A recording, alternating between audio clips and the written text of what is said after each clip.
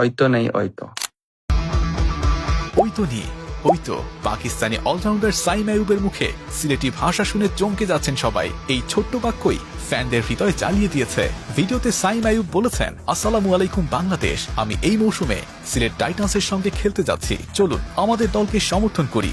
আশা করি এই মৌসুম সিলেট টাইটান্সের জন্য সফল হবে। আমি অধীর আগ্রহে অপেক্ষা করছি আমার দলের সঙ্গে মেলামেশা করার এবং সিলেটি ভক্তদের সামনে খেলার। I hope the season will be successful for Sylhet Titans.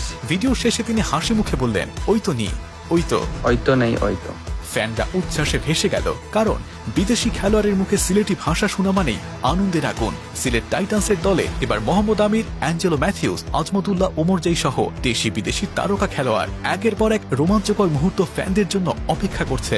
Sylheti ভাষার এই ছোট্ট বাক্য শুনে ভক্তদের উচ্ছ্বাসের ঢেউ। মাঠ এখন শুধু খেলার স্থান নয়, এটি হয়ে উঠেছে সাংস্কৃতিক মিলনের কেন্দ্রবিন্দু, যেখানে ক্রিকেট আর উচ্ছ্বাস একসাথে উদ্দীপ্ত করেছে সিলেটের হৃদয়।